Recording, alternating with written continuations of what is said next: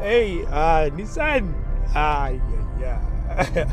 Okay, that's an interesting feature. I enjoyed that. I was playing with it even on the way because I don't know what I was looking for. I just reached out and I had to remove like a seat belt for a while, and the sound system was off. I was like, wow, okay. I mean, I've seen this before in my Ford Fiesta. I think it happened once around 5 years ago or something. A pop-up came on the screen just saying if I don't put a seatbelt on, it's not going to play the sound. But it only happened once because on a normal day it doesn't do that. And in here, it doesn't even forgive you for a second. I found that so interesting. Well done to Nissan for that, by the way. So we are in the Nissan Magnite today. But wait, I haven't even introduced myself. So let's do things the right way. Welcome to the channel. It's Ibo behind the camera, and I appreciate that you're here with me today. Not only that, even I so appreciate that because of you, we have crossed 4,000 subscribers. I mean, that's a lot. That's a lot. And we're going to have to do a giveaway. I mean, that's a lot. That's just a lot. I'm going to put like details of the giveaway in the comments, and then we're going to talk about that. In fact, I'll also do a post if you manage to see that as well. If you like, I'll find a way to at least say, you know, for fairness, let's participate in something so that you can also get something. So yeah, look out for that. Otherwise, we are in the Nissan Magnite. This is the manual one. The first time we looked at this car, for those who don't know, if you have been with this channel long enough, you know that we've done the Magnite last year. It's been like over 12 months already, and we've just driven the CVT. We've done almost all the details that we could do on the day. We looked at the dimensions and everything around the car and so on. So today, I just want us to focus more on like how is it to live with and so on. But before that, I understand that some people might not have looked at that review, and you know, going back sometimes, as much as I would love that you go back, let's just touch base on some of the things, especially what is making this car to be what it is, of course. Now, looking at it from outside, I think for me, that's one area that Nissan got right, especially in front. In front, they got it so right. I mean, especially at this Acenta Plus. This is the Acenta Plus, by the way. This is top spec. It comes with almost everything. Yeah, it comes with everything, unless maybe if there's some options that you want to do, but I don't think there's any options. But looking at it from the front, wow, I mean, they've done a great job. I haven't changed my mind. I said this before. I think it's still very much showing that, you know what, I'm one of the great looking cars. Even after a year, it's still appearing as one of the great looking cars on the road. I mean, even if you're looking at it at night, you can still say, okay, what is that? Because of the long strips, these DRLs that are just going down, the LEDs, LED fog lights, LED headlamps, they're turning on so nicely at night as well. This car, for me, it's one of the best looking, especially when I'm looking at it in front. But when I come to the side, I think what's bothering me is the stance of it. It's you know, this platform that they have with, it's a Nissan Renault kind of platform that they, you know, they have an alliance, right, that they're doing cars together, by the way, if you didn't know about that. So you can see some elements of the quid in here, because the platform that is used here actually is, it's like, they call it a CMF platform. It has A and B, and with the quid, I think is the A, and then this one is the B. So it's not that different. If you look at the stance of the quid, especially at the back by the rear fender there, you'll see that these cars, they have some similarities. You'll see that as well. It shares this with the Triber. It shares this platform as well with the Kiger, which I also reviewed, and I spoke about the Magnite as well, because the cars are essentially the same. So yeah, when I'm looking at it, like, there's something that is not balancing for me, and I really think it's the stance as well. But at the back, as much as it's not as exciting as the front, I'm okay with it. I can't complain. I can live with it. When you come inside, though, that's where I do have my reservations. The design it's okay for a budget car. I mean, this is not necessarily a luxury car, right? The design is okay, but the choice of materials is my problem. Wow, they really went hard on plastic, and it's so hard in here, like from the doors, you know, the things you touch, even the armrest. This armrest, by the way, is just an armrest. It's nothing else. It's an armrest. I tried to open it the day I went to review this car for the first time. Even now, over a week, I don't think it's opening. Now I've confirmed it doesn't open, I think. It's still a little bit hard, man. It's like, I don't think this, if it's not the seat the seats. Let's say the seats. If it's not the seats, nothing else, I feel that it's as squishy and soft. It's a lot of things are hard in here, and that's one thing for me that is just a little bit bothering for a car that I'm going to be living with every day, because I think even with hatchbacks, there are those that, you know, you can feel much more comfortable in them.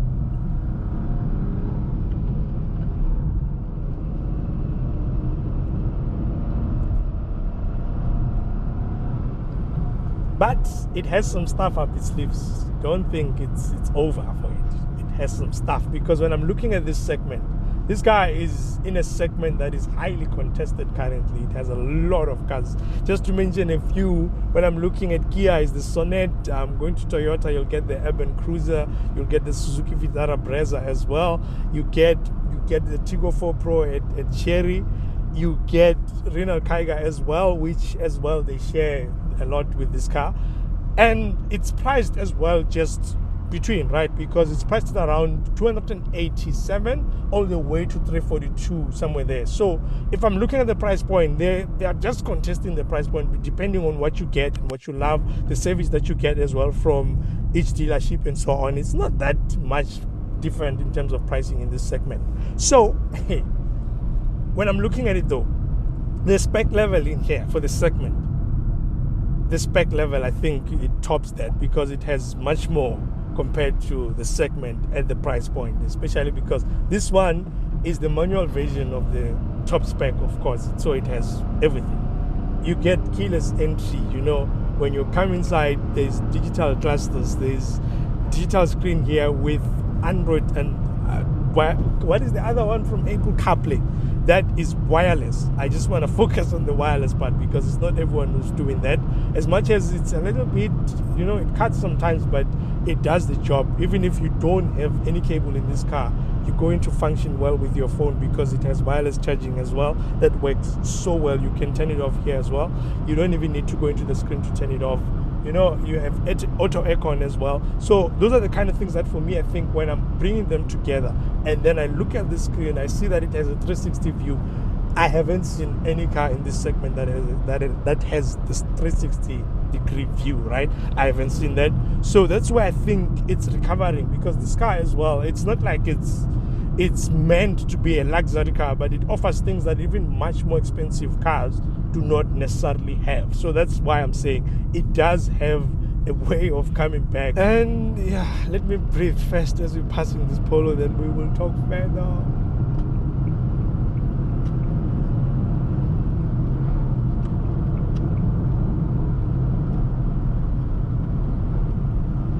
Okay, you drop the gear a bit and you can overtake.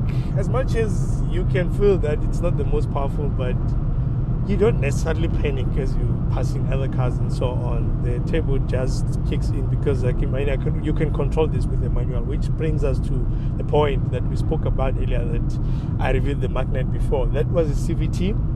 This is a manual. And you know, initially, because we attended an event with Nissan and I drove this car in manual as well, I felt like I enjoyed the manual more than the CVT. But now, because I had it for the full week, and I'm starting to think, you know what, there are two sides of the story. When you're driving it like here on the open road and the highways and so on, I mean, the manual is not necessarily a problem, because you're not doing a lot of changing, you're not doing a lot of work in that sense. But now when you're in town, I think I understand why you would pick a CVT. Let's say you've made a decision that you're taking this car. I think the CVT would be a better choice. As much as it's droney, you can live with that sound, I think. Where it becomes a little bit of a challenge is with the manual in town, when then now you have to keep changing gears, because the clutch braking point of this car is quite high. So your feet is going deep and you have to balance it high up. It's not comfortable. This manual shifter as well is not the smoothest. I love a smooth manual, you know, but in here it's a little bit sticky. I said this about the Renault Clio, and I'm not sure, probably it's the same gearbox, but they do feel the same, and it's a little bit sticky, so it makes you to feel like you're working a lot. But when you're pulling it, as much as it's making the loud noise in the beginning, it does settle down as you reach like higher speed and so on. You'll see right now as you pull it, and when it gets like to higher speed, it does settle down. But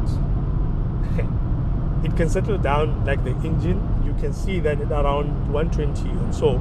It's like the RPM, it will be around 3000 RPM. It's not necessarily that loud in terms of the engine, but where then it becomes a little bit of an issue is the wind noise, the road noise. Hey, this car has wind noise for days, and if that is something that is your deal breaker, it might not necessarily be for you, because I've driven the Sonnet, it's quite comfortable. I've driven the Tiggo 4 Pro, it's quite comfortable. The Kaiga, I haven't done like long distance with it, so I can't say much, but I've driven it in traffic. It was okay. It's almost the same, but you'll still feel a little bit tired. So in here, the wind noise, the insulation, like I said, there's a lot of plastics in here. So the insulation is not the best thing about this car. When I'm comparing it with the others, like I said now, when I'm looking at the Sonnet and the Tiggo 4 Pro, I think when it comes to insulation, they're doing a great job, and they're much more comfortable and feel well planted with this car. This car can go, and when it's doing high speed, it doesn't feel like it's struggling a lot, as much as it's a 1 liter, but it's not well insulated. So that's one thing for me on the highway that I rate highly. You know, I did some bit of sound testing in the beginning when I was doing that seatbelt thing, and as well the sound that is when you're playing the sound system like on the highway and so on, the wind noise does come in a bit, so it can't cancel it that much. That's another thing that is bothering me a bit with it. But otherwise, living with it each and every day, I think with the manual I won't necessarily take it. But if it's a CVT, I can be able to say, you know what, I can then look at other things that it offers as well and compare to the others in the competition to see what is it that it can give me. Because currently as well, we're averaging just around 6 liters to the 100. That's a great one, because if you're looking at it, I was asking myself, initially I thought it's 15 because it was saying 15 kilometers per liter. I was like, hey, why is it showing so much? But I'm not going back to the petrol station. I realized that actually I read it wrong. So fuel consumption is okay. Otherwise, after sales, you get a 3-year 30,000 kilometer service plan, 6-year warranty, 150,000 kilometers. That is a good warranty. But that service plan, I mean, 10,000 intervals for 3 years, it's not a lot. I'm not necessarily in for that. But these cars are not necessarily that expensive, even if you have to pay for the service yourself. Otherwise, you can choose to go get options from like Nissan or external parties so that they can help you with that. So when I'm looking at this, you know, I think if I was to say I'm taking the Magnite and I've done the decision, I'll definitely take the CVT, because this manual, I feel like you're working a lot in here, and that CVT, as much as it's drony, you can still, you know, it's still going to settle down when you're driving normally. You're not always picking up the car, of course. With that said, from me, I think that's it for me, and I really appreciate that you were here with me today. I am out.